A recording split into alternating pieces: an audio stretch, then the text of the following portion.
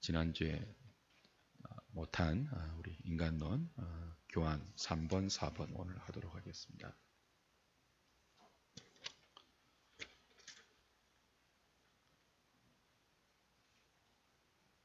인간의 기원 그리고 인간의 근본적인 성격 오늘 하고요. 다음 주는 인간의 본질을 하나님의 형상 이해를 중심으로 공부하도록 하겠습니다. 인간론이 굉장히 관심을 받고 있고 또 많은 분야에서 연구가 되고 있지만 성경적으로 파악하는 인간 이해보다는 그 성경을 벗어난 인간 이해가 득세하는 그런 시대이기 때문에 그런 현상들이 어디에서 왔나 하는 것을 추적해보면 역시 인간의 기원에 대한 오해, 인간의 기원에 대한 잘못된 접근에서 기인한다는 것을 볼 수 있습니다. 인간이 어디서부터 비롯되었는가? 이건 우리의 존재됨을 규정하고 우리의 삶을 세우는 근본적인 질문이고 근본적인 답인데 여기서부터 잘못 출발하니까 그 모든 것이 어긋날 수밖에 없죠. 그리고 사실 이 인간의 기원 문제는요, 이론적인 인간론에 관한 것이 아니고요, 오늘 저와 여러분들이 살아가는 삶에 가장 밀접하게 체험할 수 있는 구체적인 내용들입니다. 예를 들면요, 얼마 전에 TV를 봤는데 우리나라 기업이 중국 진출을 하는 중국 특집을 다룬 그런 다큐멘터리였습니다. 그걸 이제 저도 중국에 관심이 있기 때문에 흥미롭게 봤는데 그 중에 이제 중국에 진출한 우리 기업, 성공한 기업의 오너가 이런 인터뷰를 하는 것을 들었어요. 무한 경쟁의 시대라고 말하지 않습니까, 흔히? 그래서 강한 자가 살아남는다. 근데 이제 그분은 특별히 중국 같은 바운더리에서는 살아남는 자가 강한 것 아니냐. 그래서 자기들이 그 선발 진출한 하나님의 그 한국의 기업 중에도 살아남았으니까 자기 기업이 이제 강하다는 거죠. 모든 후발주자인 한국 기업들이 이제 어떻게 해서든지 살아남을 수 있는 강함을 준비해야 된다. 그런 인터뷰였습니다. 많은 사람들은 그런 내용에 아마 고개를 끄덕이면서 동의할 것입니다. 여러분은 어떠세요? 그런 가치관, 강해야 살아남는다. 또 뭐요? 살아남는 자가 강한 거다. 그럴듯합니까? 아니면 어떻습니까? 이게 어떤 가치관입니까? 사실은 인간의 기원에 대한 성경적인 설명과 정반대되는 하나의 거대한 이론이 있잖아요. 하나의 거대한 가설임에도 불구하고 마치 진리처럼 이 시대 가운데 굳어진 하나의 사조 있죠. 그게 뭐라고요? 진화론입니다. 방금 제가 말씀드린 그런 이 시대를 풍미하는 가치관, 강해야 살아남고 또 뭐요? 살아남는 자가 강하다는 이런 그 시대적인 가치관이 사실은 무엇의 산물이라고요? 진화론의 산물입니다. 찰스 다윈의 종의 기원 이전에 라마르크가 용불용설을 주장하지 않았습니까? 인간의 또 동식물의 모든 존재하는 것들의 그 기관들 중에서 자주 쓰는 것은 더 발전되고 진화하지만 쓰지 않는 것은 퇴보되어서 마침내 없어진다는 거죠. 이제 그 진화론적인 사상은 꼭 다윈 때부터 출발한 것이 아니고요. 그 전에 고대 그리스의 자연주의 철학자들부터 그런 것을 주장을 했죠. 철학에서도 여전히 진화론적인 개념을 펼쳤습니다. 그리스 서구 철학의 시초는 미토스를 비판하면서 로고스를 정립한 것 아닙니까? 고대 그리스는 신화로 이루어지지 않았습니까? 수많은 신화들이 인간에 의해서 연극 무대에 올려졌고 그걸 아무 비판 없이 고대 그리스에는 그 신화적인 세계 가운데 살고 있었죠. 그 신화가 마치 자신들의 세계관인 양 그렇게 살고 있었지 않습니까? 그 신화를 미토스라고 그러죠.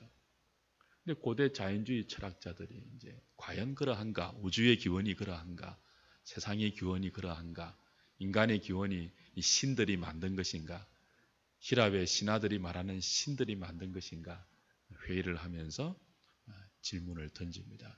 그리고 이제 이 미토스, 사람들이 아무 의심 없이 믿고 있었던 고대 히랍 신화의 이야기들, 거기에 근거한 세상의 기원과 인간의 기원에 관한 가치관들을 로고스로 깨뜨리죠. 인간의 기원이 뭐냐, 우주의 기원이 뭐냐라고 할 때 이제 자연주의 철학자들은 물이다, 불이다, 원소다, 숫자다, 이름도 희한한 사람들은 아낙사스, 메스다, 피타고라스, 무슨 라스, 수많은 사람들이 이제 그렇게 등장하지 않습니까? 그 자체가 뭐예요? 세상의 기원이 뭐냐, 우주의 기원이 뭐냐, 인간의 기원이 뭐냐라고 할 때 물, 불, 원소, 다양한 숫자 이런 것들 그런 것에서부터 우주의 기원과 인간의 기원을 찾고자 한 시도는 사실 진화론적인 사고죠. 그렇죠, 그죠? 비록 하나님이라는 기독교의 절대신이 아니고 인간이 만들어낸 히랍 신화가 신화를 부정했지만 여하튼 그 철학적인 질문, 우주의 기원이 뭐냐? 한 이것은 진화론적인 사상이라고 진화론적인 아이디어라고 볼 수 있습니다. 물에서부터 비롯된 것이니까요. 어떤 철학자는 불에서부터 시작된 것이니까요. 어떤 철학자는요. 다른 것에서부터 시작되었으니까요. 그래서 이 진화론적인 사상은 고대부터 있어 왔던 것이고 그것이 이제 찰스 다윈과 그의 추종자들에 의해서 이 시대를 지배하면서 지금은 강한 자가 살아남는다는, 아니 살아남는 자가 강한 것이라는 이런 것들이 어떤 보편적인 그런 가치관이 되었죠. 이게 얼마나 진화론을 개발시키고 이 땅에 정착시킨 찰스 다윈의 주장과 얼마나 흡사한지 한번 보십시오. 그냥 만들어진 가치관이 아니에요. 강한 자가 살아남는다는 이 가치관이 그냥 만들어진 가치관이 아니고 진화론적인 그 생각에 깊은 뿌리를 내리고 있는 것입니다. 찰스 다윈이 종의 기원에서 이런 세 가지를 압축되게 주장했는데요. 제가 잠시 소개해 드릴게요. 첫 번째 이렇게 주장합니다. 자연은 어디서나 생존 경쟁을 통해 스스로 발전시키고 완전하게 해야 하고 그렇지 않으면 멸망한다, 도태한다 그랬습니다. 지금 우리 가치관과 거의 흡사하죠? 두 번째, 자연은 수많은 식물, 동물, 인간 가운데서 계속 생존하여 생산하기에 가장 적합한 존재를 선택하고 이 자연의 선택은 모든 암컷이 최상의 조건을 갖춘 수컷을 선호하는 자웅 선택에 의해 지지된다. 자연은 수많은 식물, 동물, 인간이라는 그런 개체 속에서 계속 생존하고 생산하기에 가장 적합한 존재를 선택한다는 것이에요. 가장 강한 존재를 자연이 선택한다는 거죠. 이런 이론을 지지하는 것이 자웅, 그죠? 선택에 의한 이론입니다. 모든 암컷은 어떤 수컷을 선택한다고요? 최상의 조건을 갖춘 수컷을 스스로 선택하듯이 모든 자연이 그렇게 살아남을 수 있는 강한 개체를 선택해서 강한 것 위주로 발전시킨다는 거예요. 선택받지 못한 것들은 다 약해서 도태된다는 거죠. 세 번째, 이와 같은 경쟁과 선택의 도상에서 획득된 부모의 유리한 속성들은 자녀와 손자들에게까지 전달되어 갈수록 그 생물체들이 완전하게 된다 그랬습니다. 그래서 이제 강한 자가 살아남잖아요. 자연도 뭐예요? 강한 것을 선택해서 뭐죠? 그렇게 마치 암컷이 가장 강한 최적의 수컷을 선택하듯이 자연이 식물, 동물, 인간들 모든 개체들 속에 강한 것을 선택해서 그렇게 발전시켜 갈 때 그 어떤 강한 유전들이, 인자들이 뭐예요? 자녀들과 손자에게까지 이렇게 전달되고 그렇게 전달되어서 밑으로 이를수록 더 완전하게 진화한다는 것입니다. 이런 이론, 소위 말하는 진화론적인 종의 기원, 그죠? 이런 이론이 그냥 인간의 기원으로만 그치는 게 아니고 뭐예요? 오늘 현대인들이 살아가는 모든 삶의 사실 방식이라고요. 자꾸 사람들이 강해지려고 하잖아요. 강함을 준비하려고 하잖아요. 어디 가서도 뭐죠? 살아남기 위해서 말입니다. 이건 교회도 동일합니다. 제가 지난주에 어떤 분과 이야기를 나누었는데 대형 교회를 다니는 분이었습니다. 제가 목요일날 성경 공부할 때 나누었던 이야기인데 프라이드가 대단한 분이었습니다. 자기 교회에 대한. 우리 쯤은 우습게 알더라고요. 100명밖에 안 모이는 교회. 그 생각 속에 뭐가 있는 줄 아세요? 뭔가 부흥하는 교회는 원인이 있다는 것입니다. 사람들이 모이는 데는 뭔가 원인이 있대요. 그리고 그 원인을 어디서 찾아요? 자신들의 유능함, 목사의 설교, 잘 갖추어진 교회의 교육 프로그램, 뭐 그런 것들로 찾죠. 저는 그분과 대화할 때 가슴이 너무 아팠습니다. 하나님의 은혜는 어디로 실종되었는고. 강한 자가 살아남고 살아남는 것이 강하다는 이 말도 안 되는 진화론적인 가치관이 어느새 교회까지 침투해서 대형 교회는 강한 것이고 그 강한 것은 그만한 이유가 있는 것이고 약한 교회는 약할 만한 이유가 있는 것이고 그러다 도태되는 것이며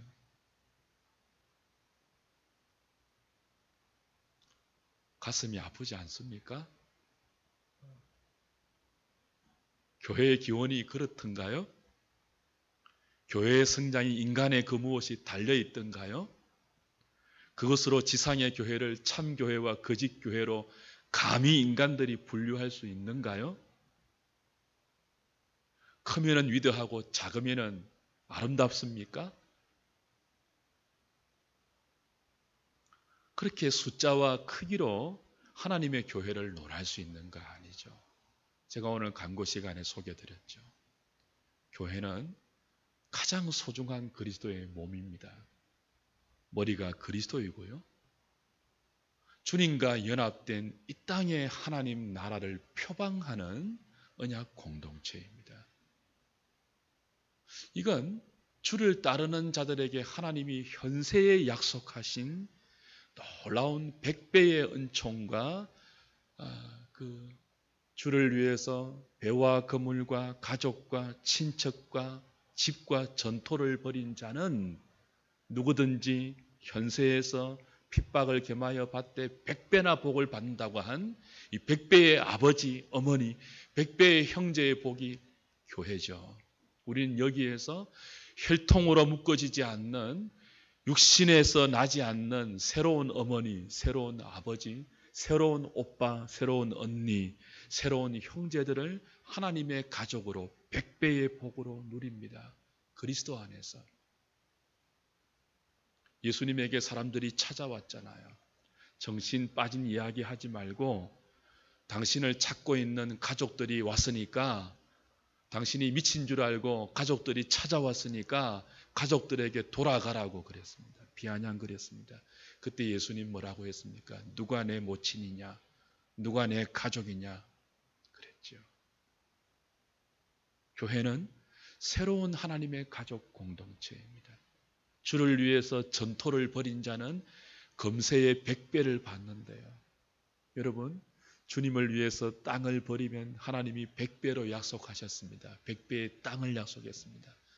그것이 성취되는 것이 어디예요? 교회입니다. 온유한 자는 복이 있나니 저들이 땅을 기업으로 받을 것이요. 그 땅은 부동산이 아니고 하나님의 복된 다스림이죠. 온유는 하나님께 길들여진 상태입니다. 하나님께 길들여져서 하나님이 어떻게 나를 다스리든지 거기에 순응하는 것이 온유한 거예요. 그들에게 땅을 기업으로 주신다고 했습니다. 그걸 복으로 받는 곳이 교회입니다. 교회는 그것으로 따지는 거예요. 겉으로 보이는 건물과 모이는 사람의 숫자와 화려함과 웅장함으로 따지는 게 아니고요. 근데 어느 때인가 우리 사이에 진화론적인 가치관이 들어왔어요. 하나님의 은혜는 교회 가운데도 찾아볼 수가 없어요. 두세 명 모인 곳에 사람들은 하나님의 은혜를 거론하지 않습니다. 살아계신 하나님의 영광을 거기에서 발견하려고 눈을 크게 뜨지 않습니다. 큰 교회 다니면 자부심을 가지고 작은 교회 다니면 불쌍히 보고 언제부터 이런 가치관이 들어왔죠? 교회에 왜 하나님의 은혜는 하나님의 능력은 실종되고 있습니까? 강한 자가 살아남는다고요? 살아남는 것이 강하다고요? 하나님은 어디 있습니까? 이 진화론적인 가치관이란 말이에요. 성경은 인간의 기원을 그렇게 우리에게 가르치지 않죠. 너무나 단호하게 성경은 인간의 기원이 하나님으로부터라고 분명하게 가르치십니다.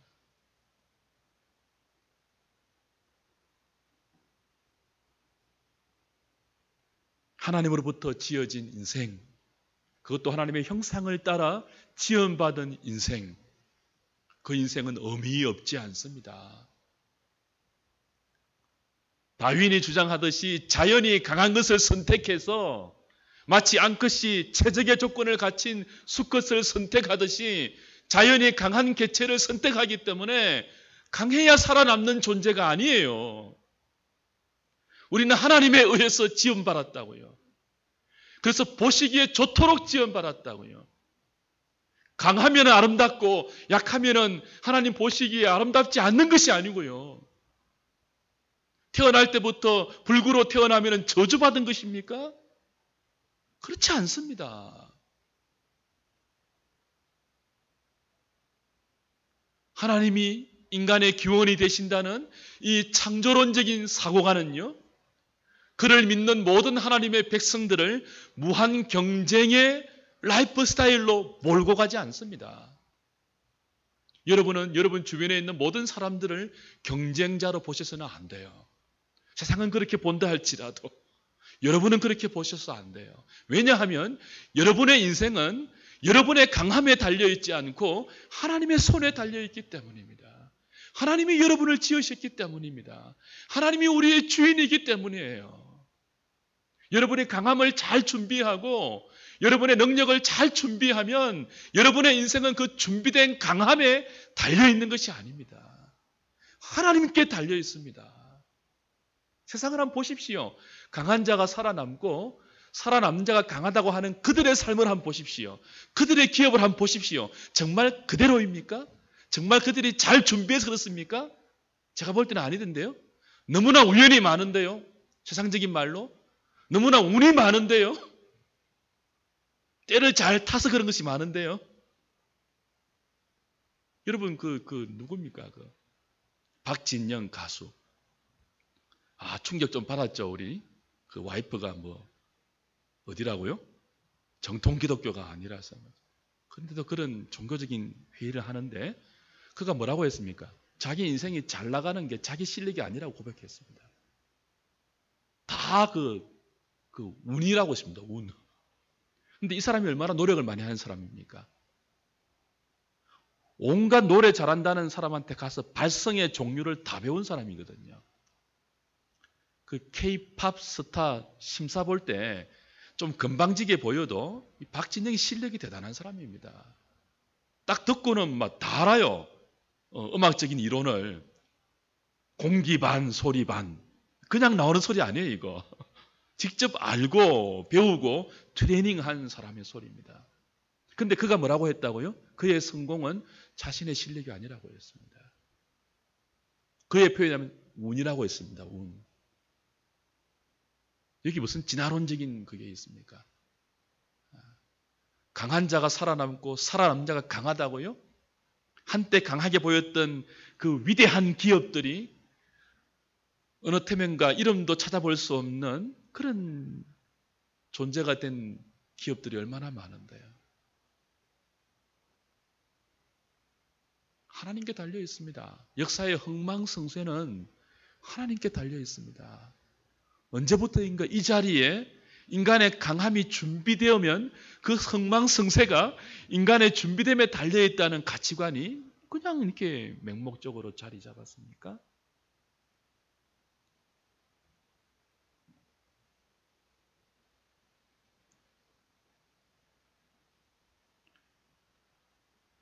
진화론을 꽃피웠던 장 본인이 찰스 다윈이죠. 이 사람이 죽을 때 이런 말을 하고 죽었습니다. 푼노트 5번을 보십시오.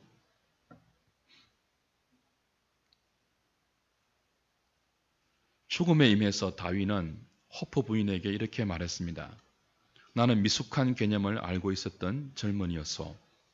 나는 질문을 던지고 대답을 시도해보고 언제나 모든 문제를 찾아 헤매었다오. 그런데 나 스스로도 놀랍게 그 개념들은 요원의 불길처럼 번져갔고 사람들은 그들 나름의 종교를 만들어버렸다오. 내일 오후 몇몇 소작인들과 이웃을 모을 테니 그들에게 말씀을 좀 해주시오. 무엇에 대해 말하길 원하는지 호프 부인이 물었을 때 다윈은 분명한 목소리로 그리스도 예수에 대하여 그리고 이어 낮은 목소리로 덧붙여 말하기를 그리고 나의 구원에 대해 말해 주시오. 그것이야말로 최고의 주제가 아니겠소. 다윈이 죽을 때 이렇게 죽었대요. 그가 고백했습니다. 내가 종의 기원을 발표하고 진화론적인 이론을 펼쳤을 때 이게 이렇게 파장이 클 줄 몰랐다는 거예요. 발표했는데 뭐라고요? 너무 놀랍게 사람들이 일판 하루 만에 다 팔렸다고 하죠. 그렇죠? 너무 놀랍게 번져갔다는 불길처럼. 그리고 그걸 종교처럼 만들어버렸다고 하죠. 정작 자신은요 죽을 때 예수에 대해서 말해달라고 했습니다. 그 구원에 대해서 이야기해달라고 했습니다. 그게 최고의 주제가 아니겠냐고 말했습니다. 죽을 때 그는 자신이 세웠던 그 가설에 불과한 이론의 허점을 인정했으며 그리고 자신의 관심은 종의 기원이 아니고 자기를 지으신 예수 그리스도임을 고백했습니다. 근데 이 사람들은 그걸 저는 안다고 봐요. 이건 역사의 기록에 남아있거든요. 분명한 기록으로 남아있습니다. 근데 수많은 진화론자들이 이런 다윗의 임종의 사건을 숨깁니다. 여러분, 강하면 살아남는다는 것, 살아남는 자가 강한다는 논리, 그건 정말 우리 기독교적인 세계관 아래에서 사장되고 힘을 잃어야 할 논리입니다. 믿음으로 이 논리들을 잘 이기고 창조론적인 가치관 위에 나는 하나님의 피조물이며 하나님께서 내 인생을 주관하고 책임지사 한다는 그 근본적인 믿음 가운데 우리의 삶을 잘 세워가는 하늘의 식구들 되면 좋겠습니다. 4번은 빨리 진행하죠. 인간의 성격. 가장 기본적이고도 우선적인 정의는 created person이라는 것입니다. 피조된 인격체. 인간은 하나님의 창조물이기 때문에 이런 성격을 가장 기본적으로 갖고 있다는 거죠. 첫 번째는 하나님이 인간이 피조물이라는 거예요. 창세기 2장 7절에 여호와 하나님이 땅의 흙으로 사람을 지으시고 그랬습니다. 생기를 그 코에 불어넣으시니 비로소 살아있는 존재, 리빙 솔, 생명이 되었다 그랬습니다. 그러니까 하나님께서 생기를 주시지 않으면 우리는 살아있는 존재가 되지 못하고 티끌에 불과합니다. 흙으로 사람을 지었다 할 때 흙은 먼지, 티끌이라는 뜻이죠. 사람은 created person이에요. 하나님에 의해서 지어진 존재예요. 하나님께서 흙으로 사람을 지으시고 코에 생기를 불어 넣어 주사 비로소 리빙 솔, 살아있는 존재가 되었습니다. 그렇지 않으면요, 하나님이 우리에게 생기를 주지 않으면요, 생명의 기운을 주지 않으면 우리는 티끌에 불과해요. 먼지에 불과해요. 로이킴하고 전준영이 불렀던 노래, 먼지가 되어 날린다, 그런 노래 있죠. 우리 먼지에 불과해요. 우리. 하나님 없이는요. 그게 크레이티드입니다. 크레이티드, 피조된, 우리 스스로 존재할 수 없는, 아무리 강해도요, 우리 스스로 존재할 수 없는, 강한 자가 스스로 자신의 강함을 더 진화시켜 간다고요? 천만에요. 인간은 아무리 강해도요, 하나님의 은혜 없이는요, 하나님이 주시는 생명의 기운 없이는요, 티끌에 불과합니다. 이리저리 흩날리는 먼지에 불과합니다. 뭐이 강합니까? 하나님 안에서 다 받아 누리는 은혜이죠. 두 번째는 뭐죠? 퍼슨입니다. 인격체라는 의미입니다. 인간은 피조물이기 때문에 하나님의 뜻이 아니고는 숨쉬는 것조차 불가능하며 손가락 하나도 움직일 수 없는 의존적인 존재이죠. 반면에 사람은 피조물일 뿐만이 아니고 인격체, 퍼슨입니다. 인간이 인격체라 함은 외부의 힘에 의해 만사가 결정되는 로봇이 아니고 스스로 결정하는 힘과 방향을 설정하는 힘을 하나님으로부터 받은 독립적인 인격자라는 의미입니다. 인격체는 결단력을 지니며 목적을 세우며 그 목적을 향하여 갈 수 있는 능력을 부여받은 존재이죠. 자신의 선택에 대한 자신의 책임과 자유를 소유합니다. 그러나 퍼슨이라고 할 때, 인간이 인격적인 존재라고 할 때 인간이 가진 이 인격적 독립성은 절대적이 아닙니다. 언제나 상대적 독립성입니다. 하나님 안에서의 인격입니다. 하나님 안에서의 독립입니다. 하나님을 떠난 독립은 스스로 멸망으로 가는 것입니다. 이거 굉장히 유념해야 돼요. 크레이티드, 피조물이기 때문에 하나님을 의존해야만 살 수 있는 존재. 그러나 로봇이 아니고 하나님이 주신 형상을 닮은 하나님의 형상으로서의 인격체. 그러나 그 인격체는 하나님 안에서 있는 상대적 인격체입니다. 상대적 독립성입니다. 절대적 독립성이 아니죠. 하나님처럼, 하나님을 벗어나서 하나님처럼 되려고 할 때 이미 티끌이 되어버리는, 아무것도 아닌 먼지가 되어버리는 상대적인 독립성이죠. 인간은 피조물인 동시에 하나의 인격체, 곧 피조된 인격체입니다. 어떻게 사람이 피조물인 동시에 인격체가 될 수 있습니까? 이건 신비입니다. 피조물로서 우리는 하나님을 떠나서 손가락 하나 움직일 수 없고 말 한마디조차 내뱉을 수 없으나 인격체로서 나는 나의 손가락을 내 마음대로 움직일 수 있으며 내가 말하고자 할 때 말을 할 수 있습니다. 피조물로서 우리는 진흙에 불과하며 하나님은 토기장이시지만 인격체로서 우리는 우리의 결단들로 우리의 삶을 설계해 나갑니다. 어떻게 하나님께 온전히 의존함과 동시에 우리가 인격체로서 누리는 결단의 자유가 동시에 가능한지는 신비로울 뿐입니다. 물론 이것도 전제가 붙습니다. 타락하기 전에 그렇습니다. 타락하고 나서는요, 죄로 말미암아 부패하고 나서는요, 이 독립적인 인격성조차, 우리에게 하나님이 확보해 주신 이 자유성조차 죄를 향해서 노예되어 있는 노예적인 자유이죠. 그럼에도 불구하고 인간을 파악할 때 이걸 부정하면 안 돼요. 우리가 죄 아래에 있다고 해서 크리에이티드만 강조하면 안 돼요. 퍼슨도 강조해야 돼요. 하나님이 그리스도 안에서 우리를 회복시켜 가는 이 자리가 바로 이 퍼슨의 자리이기 때문에 그렇습니다. 모든 비기독교적인 인간학은 인간의 피조성을 거부합니다.